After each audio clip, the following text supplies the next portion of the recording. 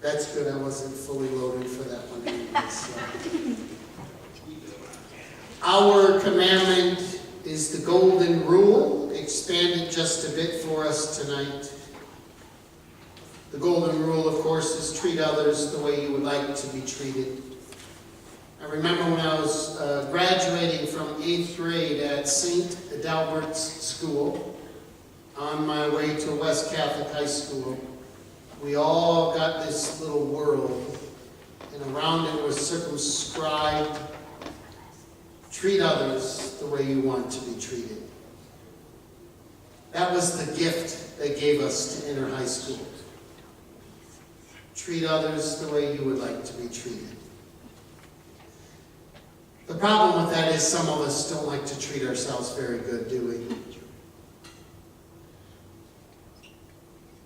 So when we hear Jesus say, love others as you love yourself, my first question is, how well do you love yourself? And what does that mean? You know what? If you're going to love anyone passionately, head over heels, go ahead and make it yourself. That's right. You know what? I have run into so many miserable people because they just don't think they're worth anything. Or they're hung up on this mistake or that mistake. Or they're regretting some things that they've done or a circumstance that they're in. They're regretting their life training and their life choices and the kind of work they do. And oh my goodness, get over it already. Get over it. Do you not know that every one of you are spectacularly made in God's image? You were worth the price of a life on a cross of an innocent man named Jesus. You, singularly one, were worth it.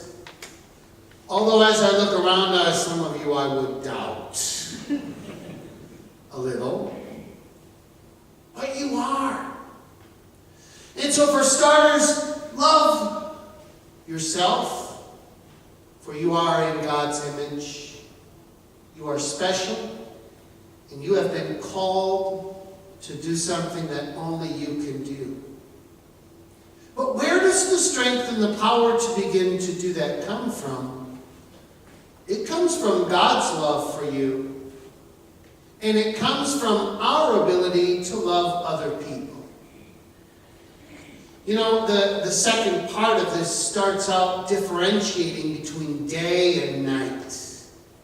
Now listen, when I was in high school, there were some kids that would go out in the evening and do naughty things in Grand Rapids. I even heard that there was some TPing that went on. And a few other things, practical jokes on Catholic Central High School or Union High School, the public school rival. I found out about these things through conversation only. But what I tell you is they never happened in the middle of the day. Because when we're sneaking around in the middle of the night, we're going someplace and doing something we don't want people to catch us in. Not all the time, traveling at night. But if we're hiding something, and if we're trying not to get caught, we're usually under night operation mode, aren't we? And why is that? It's because we're ashamed. We don't want to get caught. We don't want to get in trouble. And so the second part of this tells us, quit living like it's nighttime. So if we're sneaking around doing something we shouldn't do, or we're not living in a way that we're proud to have people see us do, we might not want to be doing that. We want to live like it's daylight and like we're illuminated and everyone sees what we're doing. We want to try to avoid this nighttime sneakery. And we're told one simple rule.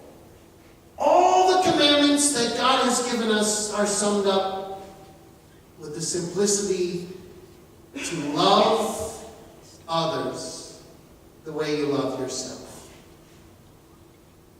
Love others. If you have any debt, let it be to love one another. I'm not so sure if you are anything at all like me, but I hate debt. Amen. I hate it. I hate when I owe somebody money. I hate when I owe somebody a favor. I appreciate a loan and I appreciate help, but there's always that little nagging part of me that says, when are you going to get it paid back? Or when can you extend that help back? Some people are better than others to loan you some things. They make it generous and loving and it's not a big deal. But boy, some other people, you're in cahoots to them or debt for one reason or another. And they're always telling you about it. Hey, remember that the other day? Hey, remember that? Hey, what about this? What about... Oh my goodness.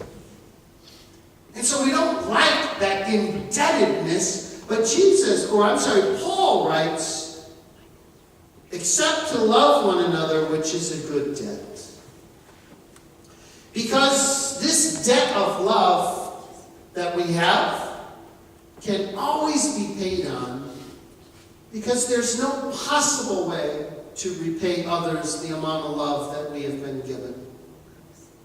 First of all, just start off, for many, many years in your life, somebody dressed you, fed you, bathed you, clothed you, when you had absolutely no control over it. So as a baby, to infancy or the ability to take care of yourself, someone else loved you to life. That's all debt. Think about it. Have you ever really paid that back to whoever it was, mom or dad or other people, maybe an adoptive parent or a foster parent or someone who loved you? Have you ever paid that back? Can you ever pay that back? Probably not. And then there's teachers who taught you, friends maybe who encouraged you, strangers who helped you, bosses who gave you a break. That's all a little bit of a debt of love. But elevating it up to the next level, a faith level, God's love for you was costly through Christ on the cross, through grace extended by no merit of your own, through grace extended even when we don't deserve it. We get it. It's offered as a gift. These are all indebtedness things that we have to the general idea of love. Human and spiritual. And we are told this is an okay debt. And in fact, if there's anything you want to recall in your life, how in debt you are, it should be love. I mean, yes, we need to pay attention to finances and favors and all those things, and we want to try to avoid those things because they can be unhealthy. But the greater we know we are in debt to love someone, the better off we are, because we realize how much we have been loved. And the more we realize how much we are loved, the easier it is to love ourselves just a bit more. If you have ever seen someone discount themselves, someone that you truly care about, or they say things like, "I'm not worth your effort," that's heartbreaking to see that brokenness in someone else. Everyone is worth it. Everyone is worth the investment of love. And sooner or later, as we love people unconditionally, something changes within them. And then that love within them starts to spread as they pay it forward. Today we are encouraged to love our neighbors as ourselves. And so we should pay attention to how we love ourselves, and then we should extend and love our neighbors in the best ways we love ourselves. We are told to live in the light of God's love. We are told to be proud of the way we are and what we do, and not sneak around trying not to be discovered.